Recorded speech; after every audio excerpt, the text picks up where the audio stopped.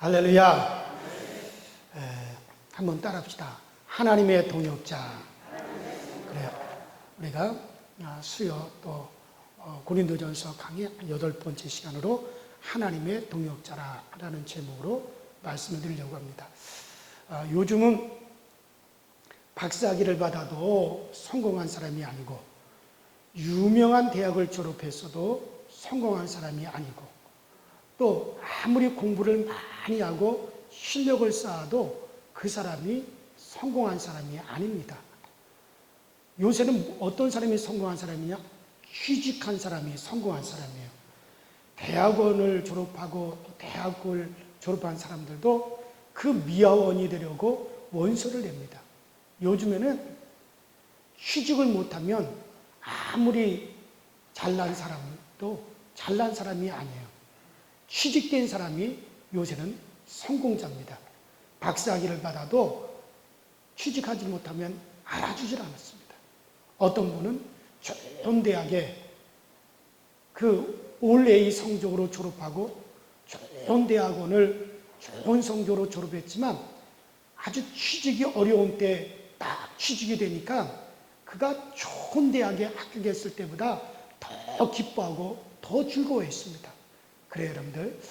우리 가운데 일터가 있고 직장이 있는 분은 감사하면서 일하시기 바랍니다. 직장이 없는 분, 사업장이 없는 분에게는 하나님께서 좋은 아이디어를 주시고 지혜를 주시고 길을 열어주셔서 꼭 사업장과 직장을 허락해 주시기를 주 이름으로 축원합니다. 그래요. 칼 히틸이라고 하는 사람이 그런 말을 했습니다. 행복의 대부분은 계속되는 일 속에 있고 그 일로 말미암아 얻어지는 축복을 누리는 데 있다. 인생의 행복의 대부분은 일 속에 있습니다. 그래요. 일에 충실하는 사람은 이 시간도 없는 사람이 어떻게 죄를 짓겠습니까? 죄 지을 시간이 어디 있겠어요? 일이 얼마나 귀한지 몰라요. 그 일 속에서 우리는 행복을 찾고 일 속에서 보람을 찾고 그래요. 그런데 우리가 일을 하더라도 자신을 위해서 하는 일은 사실 보람이 별로 없어요. 보람과 즐거움이 적습니다. 내가 잘 먹고 내가 잘 살기 위해서 일하면 여러분 기쁨이 적어요. 선생님도 대부분 이 선생님들이 내가 실력을 쌓고 또 내가 열심히 가르쳐서 내 인기가 올라가고 이 학교에서 나의 위치가 튼튼해야지, 그런 생각을 가지고 학생들을 가르치는 선생님은 즐거움이 적습니다. 내가 잘 가르쳐서 이 학생들이 훌륭하게 되고 이 나라가 강하게 되지, 그러면서 정말 우리 학생들을 그러면서 가르칠 때 그럴 때 보람이 있고 기쁨이 있고 그래요. 그때 즐거움이 더하여지는 거예요. 돈 때문에, 자기 자신 때문에 내가 그래서 공부하고 그래서 연구하는 선생님은 상당히 힘든 겁니다. 피곤한 거예요. 여러분들, 여자가 남편을 위해서 화장하고 남편을 위해서 옷을 입는 여자는 행복합니다. 그러나 남편도 또 자신에게 관심을 가져주는 사람도 없는 그런 여자들은 예쁘게 화장하고 예쁜 옷을 입으며 그렇게 살아도 피곤한 거예요. 밥을 지을 때도 마찬가지 아닙니까? 저희 어머니는 연세가 많아도 혼자 사세요. 그 자식들하고 같이 안 살아요. 왜냐하면 내가 거동하고 있는 동안에는 나 혼자서 산다. 그런 주관이 강하기 때문에 그래서 혼자 사십니다. 그러니 누구를 위해 밥을 하십니까? 어머니 자신을 위해서 밥을 하는 거예요. 그러니 밥을 지을 때도 즐거움이 없고 밥맛도 없다 보니까는 아주 요새 날씬해지셨어요. 어머니 자신을 위해서 밥을 지으시는데 무슨 재미가 있습니까? 제가 어쩌다가 어머니를 보기 위해서 가면은 그 어머니를 위해서 한 달간 하시는 음식보다 저를 위해서 하시는 한 끼의 음식이 더 많아요. 더 푸짐해요. 그러니까 아들을 위해서 음식을 하니까 막 행복한 겁니다. 기쁜 거예요. 자기 자신이 먹기 위해서 음식을 할 때는 즐겁지도 않고 행복하지도 않고 맛도 없어요. 근데 아들을 위해서 음식을 한다고 하니까 막 음식을 하시면서도 나이 드신 분이 기쁘고 즐겁고 또 같이 먹으니까 맛있고 그래요. 그래요, 여러분들. 우리가 모든 일인지 다 그래요. 누군가를 위해서 일할 때 기쁨이 넘치는 겁니다. 돈도 자식의 공부를 위해서 누군가를 위해서 벌 때 보람이 있는 거지. 어떤 단체나 어려운 이웃을 위해서 또 사회나 국가 차원 높은 뜻을 가지고 돈을 벌면 이거 참 좋은 겁니다. 최소한 군 생활도 마찬가지예요. 군대 가서 군대 생활하는 것도 제가 군대 생활할 때는 아이고 이거 내가 어쩌다가 대한민국에 태어나서 이 지겨운 군대를 내가 오게 되었나. 아이고 세워라 총알같이 좀 빠르게 가라. 그러면서 제대할 날만 기다리면 그 군대 생활이 지옥 같은 생활입니다. 군 생활이 힘들지만 야 내가 우리나라를 위해서 이렇게 봉사하고 내가 이렇게 정말 군대 생활을 군대에 와서 군 생활을 하기 때문에 나라를 지키고 우리 부모님이 편히 주무시고 우리 결애가 편히 잠을 자는구나. 그러면서 군 생활을 할 때 그때 상당히 좋습니다. 저는 솔직히 그런 마음으로 군 생활을 했어요. 제가 군 생활할 때 3년이었어요. 3년이었어요. 저는 특별히 해군 해병에 가가지고 그러니까 그때 제일 좋아하는 군가가 뭔지 아십니까? 사나이로 태어나서 할 일도 많다마 너와 나 나라 지키는 영광에 살았다. 그러면서 전투와 전투 속에 맺어진 전우여 산봉우리에 해 뜨고 해가 질 때 부모 형제 나를 믿고 단잠을 이룬다. 그 군가를 부르면 그래 내가 열심히 이렇게 군생활하고 보초를 서고 나라를 지키고 휴전선을 지키고 있으니까는 그러니 후방에서 우리 형제 부모가 편안하게 잠을 잘 수 있는 거지. 그러니까 군생활에 보람이 있는 거예요. 요새는 이런 어떤 국가관이 뭐 그런 것이 적으니까는 군생활 뭐예요? 요새는 몇 개월을 해요? 뭐 20개월인가 18개월인가 하면서도 그것도 지겨워가지고 그렇게 휴가를 많이 나오는데도 힘들어하고 있어요. 형들 그래요. 훈련을 받으면서 부모 형제를 생각합니다. 나도 모르게 눈에서 눈물이 흐릅니다. 내가 군대 생활해서 부모님이 편히 주무시는구나.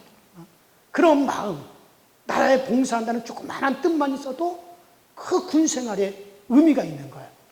그러나 자신만을 위한 이기적인 군인은 아주 군 생활이 얼마나 힘든지 아주 타령하고 싶어지는 겁니다.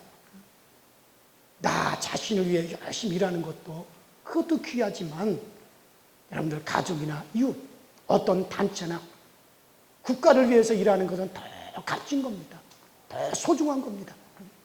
그러나 영원히 값지고 보람된 일은 여러분들 이 땅에 하나님이 육신을 입고 이 땅에 오셔서 우리가 받아야 될 우리의 모든 죄값을 대신 지불하기 위해서 고난당하시고 그 피 흘려서 내 죄값을 대신 갚아주신 그리고 나를 구속하실 뿐만 아니라 나에게 성령을 내게 보내주신 바로 예수의 일을 하는 것이 가장 복된 거예요.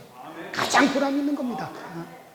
이런 하나님의 일을 할 때 정말 생명을 바쳐도 아깝지 않습니다.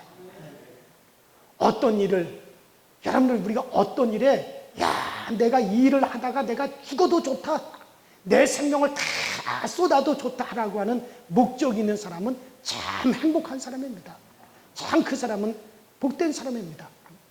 그런데 세상 일에는 생명을 걸 만한 일들이 별로 없어요. 여러분들. 그래요.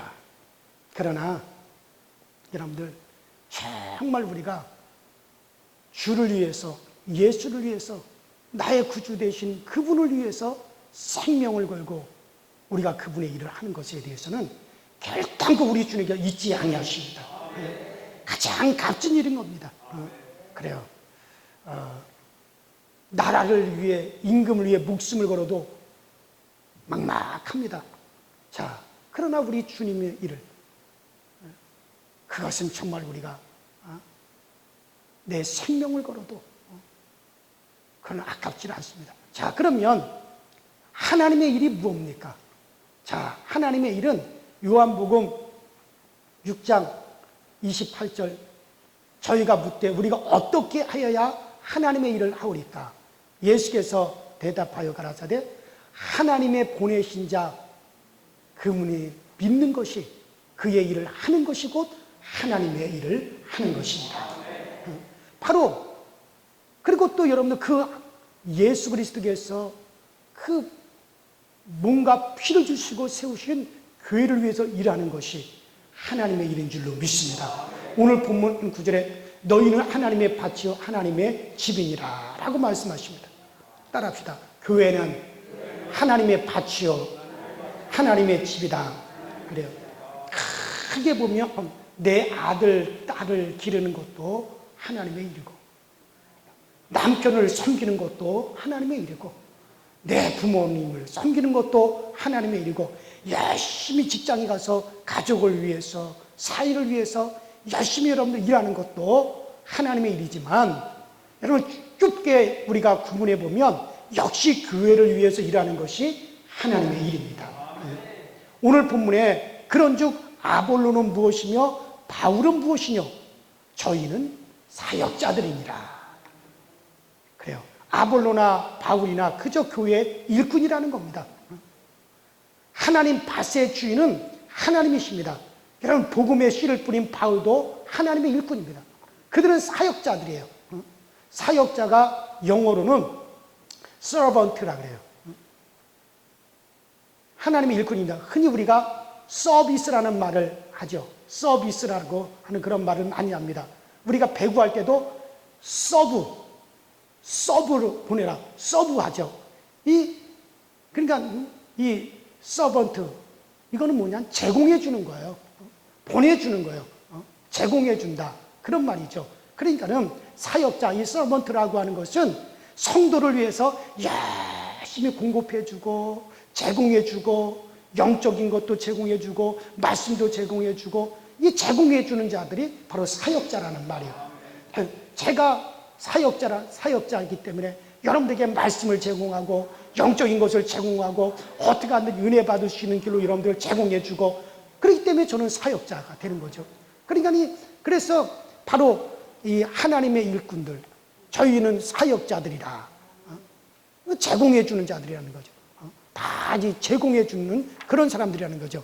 바울은 사역자라 그랬어요. 바울이 복음의 씨를 뿌리고 아볼로가 물을 주었지만 결국에는 자라나게 하신 분은 누구시다? 하나님이시니라. 왜? 그 밭의 주인이 하나님이기 때문에 결국은 자라나게 하시는 분은 하나님. 그저 저는 여러분들에게 복음을 전하는 것뿐이지, 여러분들에게 가서 그 복음이 열매 맺고 여러분들을 자라나게 하고 여러분들을 성장하게 하는 것은, 그것은 하나님께서 하시는 거예요. 왜? 그 밭의 주인은 하나님이십니다. 그래서 바울이 우리는 일꾼들이니 우리가 일하는 대로 상을 받을 뿐이니라.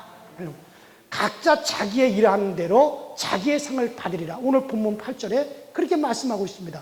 하나님의 밭에서 하나님의 일에는 상이 있습니다.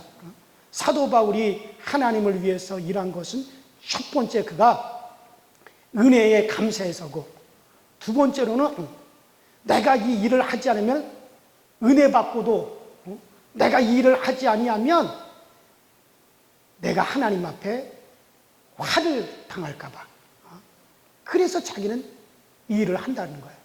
세 번째로는 상을 받기 위해서 자기는 일을 한다 그랬습니다. 여러분 그래요. 학교에서도 상 받으려는 목표를 세운 학생이 아주 공부를 잘하는 겁니다. 교회에서도 하나님의 상을 생각하는 교인들은 열심히 일을 하는 겁니다. 빌립보서 3장 13절에 보면 사도 바울이 이렇게 얘기합니다.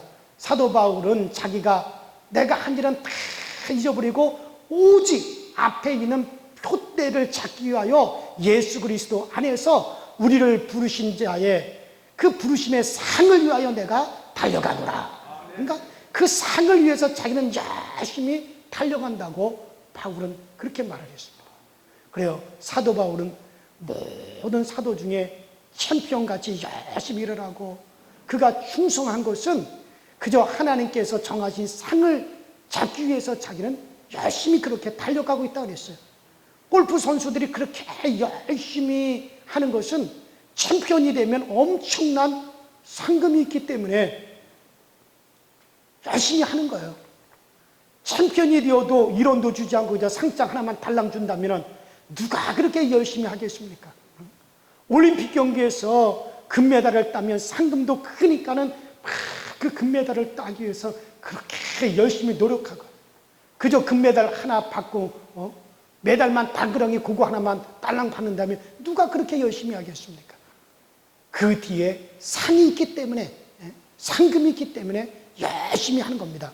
여러분들 상을 생각하니 어려움도 이기고 그저 인내하고 일할 수가 있는 거예요. 여러분 우리가 하나님의 교회의 일꾼이 되려면 상을 생각하시기 바랍니다. 상을 그러니까 믿음은 상 주시는 이심을 바라볼지니라. 그러니까 믿음 있는 사람은 에이 나는 뭐 상이고 뭐고 다 필요 없어. 그저 내가 좋아서 하는 거지. 아니요, 그건 믿음이 아니에요. 믿음은 뭐냐? 바로 우리에게 상 주시는 이심인 것을 바라보는 자. 그것이 바로 믿음이라고 히브리서에 그렇게 말씀해 주고 있는 겁니다. 그래요, 여러분들. 우리는 정말로 물론 하나님께 받은 은혜에 감사해서 우리가 일을 하고 또 은혜 받고도 일하지 않으면 하나님께 채찍에 맞을까 봐 또 두려워서 일도 하지만 그보다도 정말 하나님께서 일한 자를 위해서 예비하신 그 상을 받기 위해서 일하면 정말 귀하게 일할 수가 있을 줄로 믿습니다. 저도 상을 받기 위해서 하는 거예요. 물론 그 상은 이 땅에서도 받을 수 있고 영원한 면류관으로 영원히 하늘에서 해같이 빛나는 영원한 상으로 내가 그 상을 받는 거예요. 그걸 위해서 열심히 달려가는 겁니다. 여러분 우리 모두 상 받기 위해서 달려가실 수 있기를 주의 이름으로 축원합니다. 그래요. 이 상을 받기 위해서 우리가 이 세상 사는 동안 하나님을 위해서 일하지 않는 것은 일하지 않는 모든 것은 다 하나님을 위해서 일하지 않는 모든 것은 다 물거품이에요. 이건 다 헛된 겁니다. 그러나 하나님을 위해서 일한 것은 영원히 남는 줄로 믿습니다. 그래서 우리는 그것을 바라보는 겁니다. 저 아리마대 요셉, 그 아리마대 요셉은 큰 재벌이자 존귀한 공의원이라고 그랬어요. 요즘으로 말하면 국회의원 정도 되는 그런 사람입니다.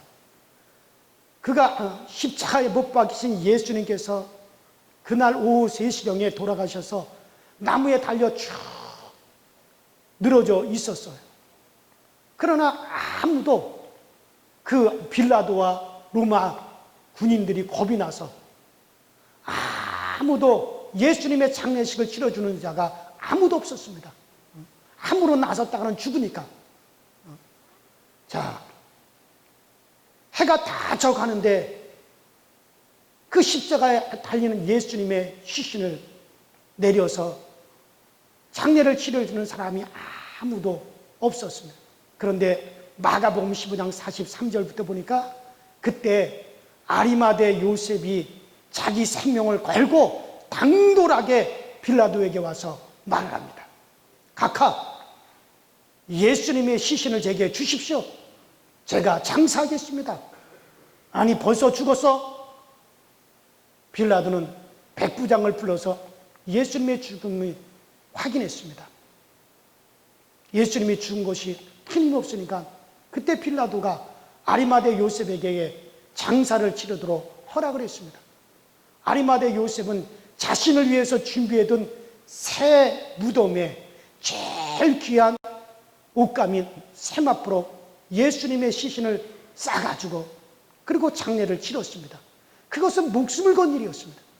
함부로 나섰다가는 로마 군병들에게 빌라도에게 죽임을 당할 수가 있어요.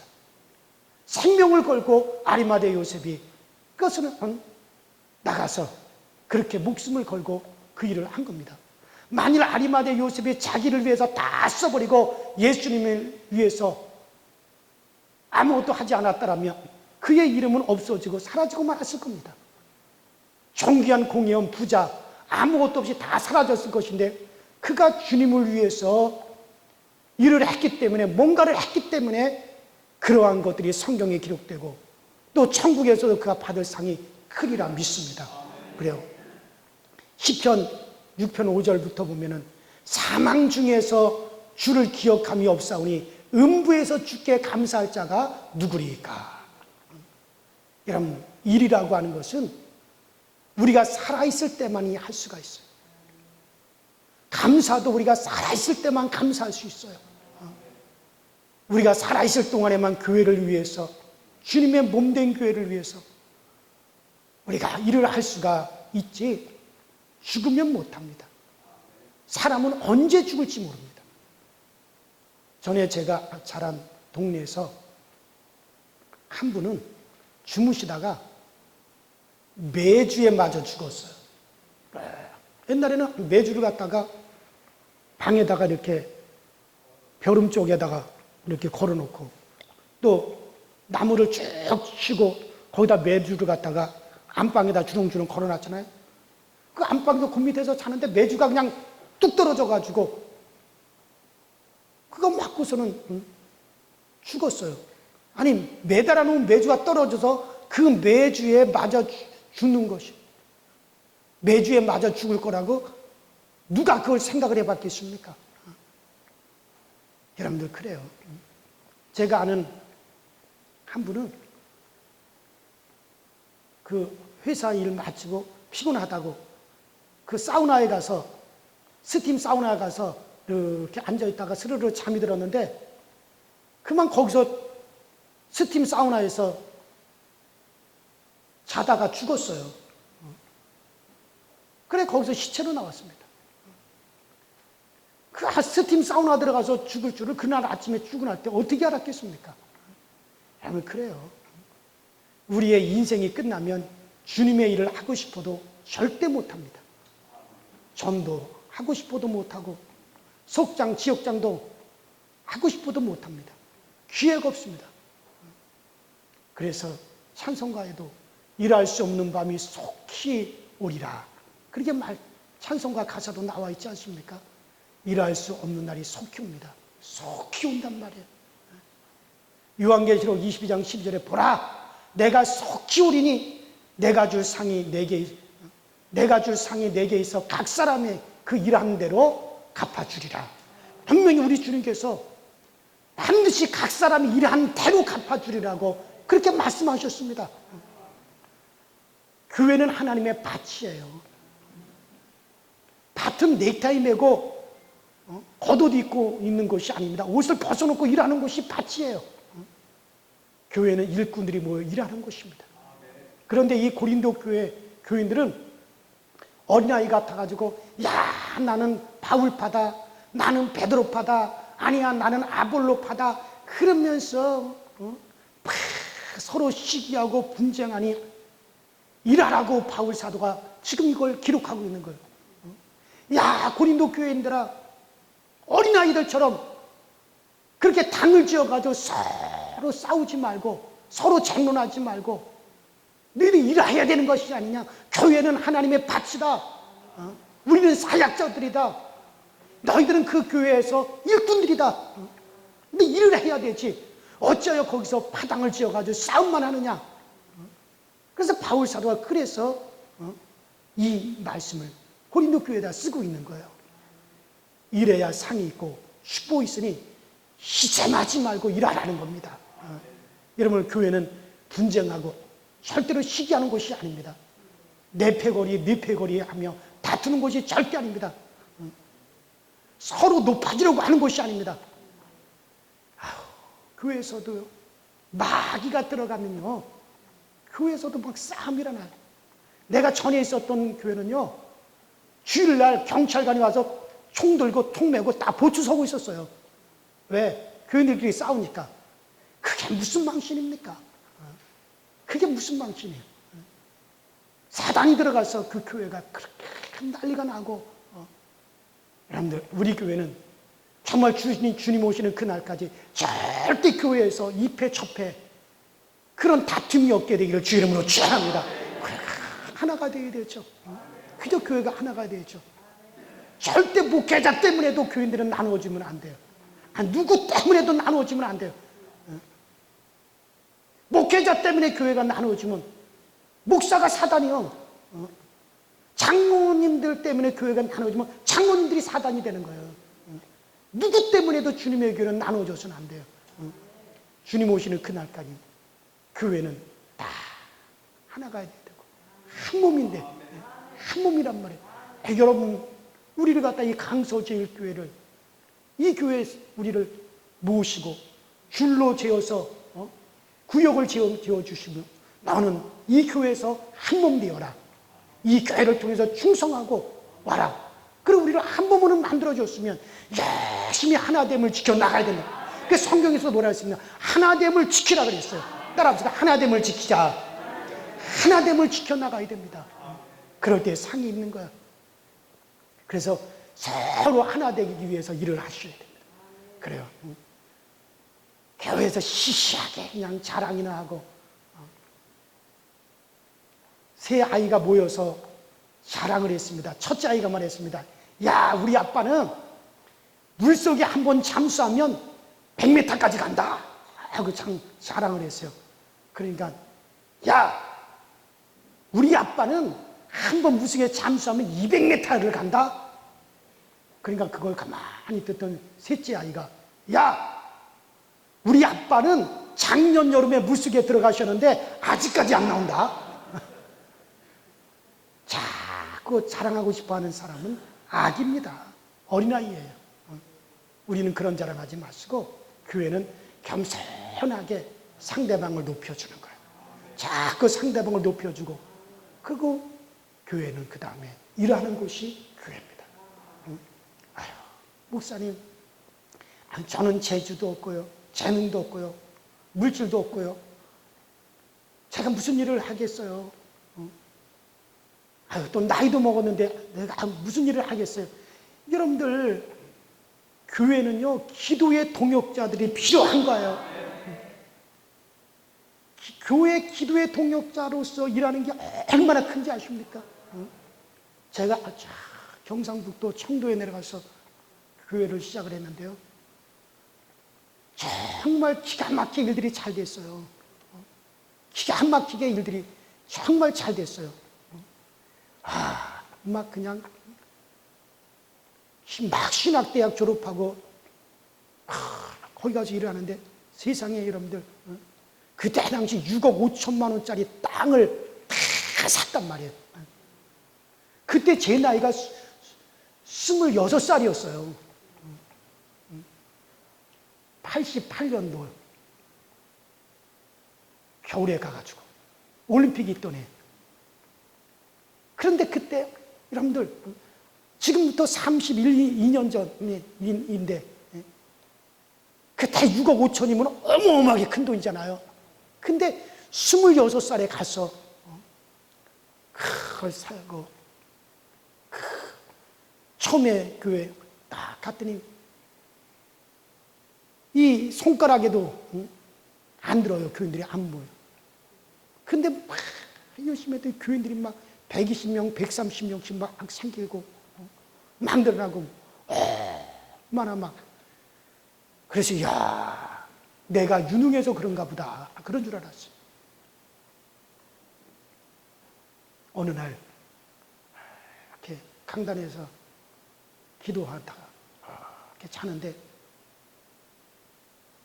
이러면 있잖아요, 그 사방이 다 캄캄한데 서치라이트가 거기 한 군데만 쫙 비치면은, 무대가 캄캄한데 조명이 그 한 사람한테만 쫙 보면 그 사람이 쫙 눈에 확 띄잖아요. 그와 같이 누가 이렇게 앉아가지고 그 어둠 속에서 환하게 그 사람이 조명이 쫙 비추는데 막 기도를 하는 거예요. 그래서 저 누군가 하고 가서 이렇게 보니까 세상에, 그때 거기 교회에 나이가 78세 된 송월순이라는 권사님이 계셨는데, 그 권사님이 그렇게 기도를 많이 했어요.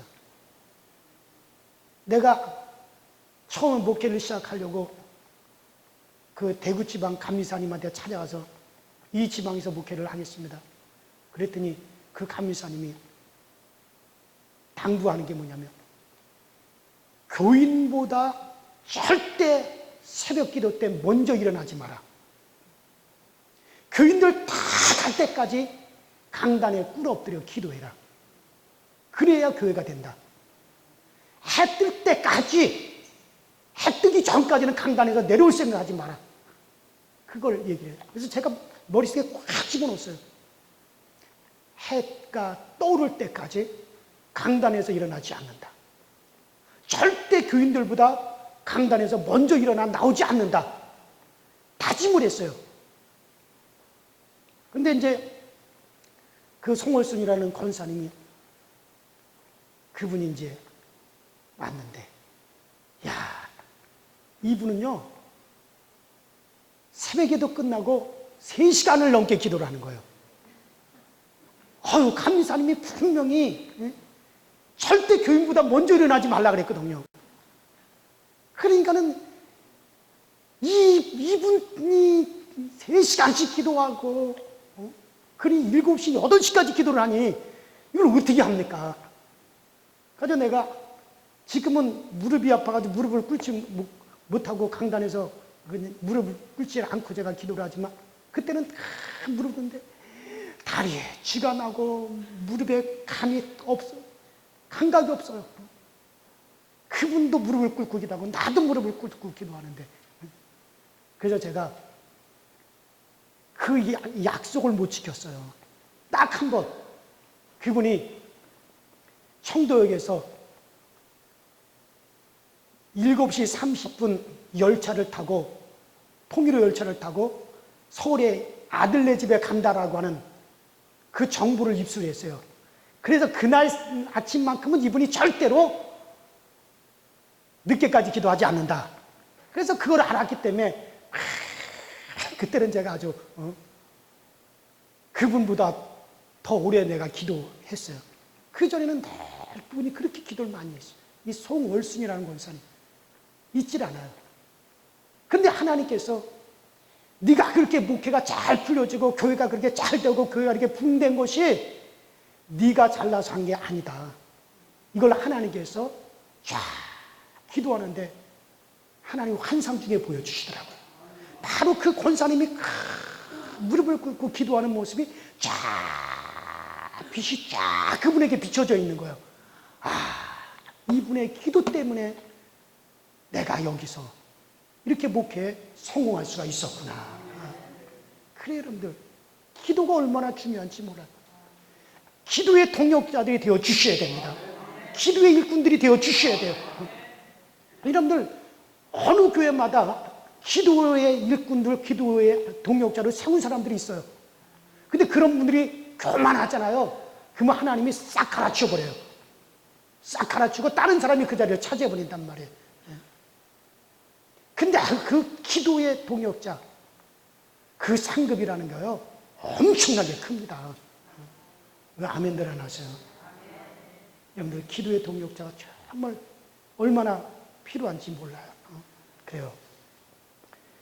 한국에 정말 왜 이렇게 한국이 오늘날 이만큼이라도 된 이유는요, 기도하는 사람들이 있기 때문에 그런 거예요. 우리나라가 뭐가 있습니까? 자원이 있습니까? 땅이 넓습니까? 정치인들이 정치를 잘합니까? 거의 다 남북은 갈렸죠.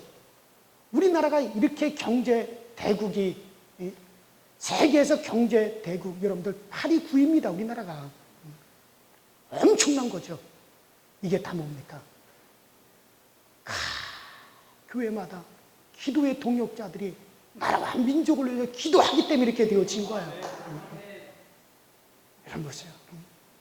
미국 같은 나라도 참 속속이. 저 시카고에 옛날에 무디 목사님 초등학교도 못 나왔어요.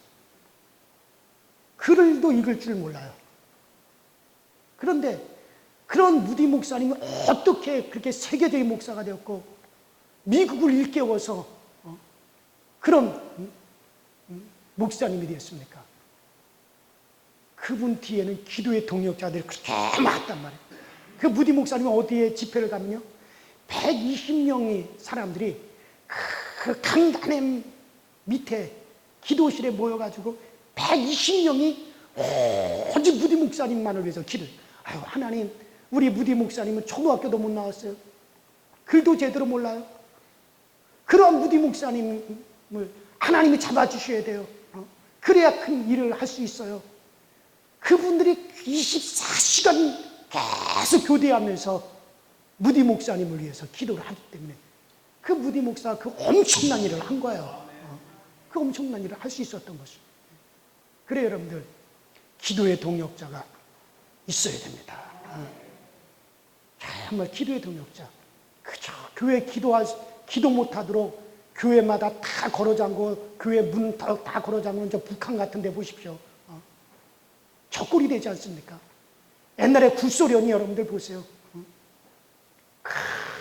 그냥 다 교회 문 닫아버리게 하고 기도 못하게 하고, 그러니까 그 구소련이 어떻게 됐습니까? 거지 나라가 됐어요. 제가 94년도 95년도인가 러시아하고 수교하고 얼마 안 있다가 그때 전에 있었던 교회에서 거기서 러시아 선교를 하기 때문에 갔더니요, 세상에 어느 가정집을 갔더니 맥도날드에 가서 햄버거 먹었다라고 하는 그 봉지 있죠? 봉지를 기념으로 다 붙여놨더라고요. 와, 그렇게 거짓골을 하고 있었어. 그 나라가. 교회마다 다 문 걸어 잠그게 하고 기도하는 사람들 다 내쫓아서 기도 못하게 하고 하니 결국 나라가 그렇게 돼버리잖아요. 북한이 그렇게 되잖아요. 여러분들, 나라도 그렇고 교회도 그렇고 정말 기도의 동력자들이 얼마나 소중한지 모릅니다. 나는 우리 교회에 정말 기도의 동력자들이 많이 있으면 좋겠어요. 정말 기도할 수 있는 분들이 많이, 그래야 교회가 되어지고 저도 목회가 되어지는 거예요. 정말 저는 지금까지 제 아내는 일주일에 하루 이틀을 꼭 철야를 해요. 지금 집하고 교회가 멀어가지고 이 예배당 안에서 못하는데 지금은 집에서 철야를 해요. 제 아내가 내 목회 31년 동안 계속해서 토요일날 정리하는 되면 꼭 철야를 해요. 내가 토요일날 저녁에 제 아내랑 함께 잠을 자본 적이 없어요. 그래서 밤새도록 기도해요. 주의를 앞에 두고. 그런 기도의 뒷받침이 있으니까는 나같이 부족한 사람도 이렇게 주의 일을 할 수가 있는 거예요. 교회는 동력자가 필요합니다. 여러분들, 나는 할 일이 없어. 아유, 내가 지금 무슨 교회 일꾼으로 뭘 하겠어. 아니에요. 다 우리는 이 교회에 위해서 우리가 할 일이 있습니다. 교회는 하나님의 밭입니다. 교회에서의 일은 땅에서도 축복이 있고 하늘에서도 반드시 상이 있습니다. 우리 주님이 상 주시리라고 약속하셨습니다.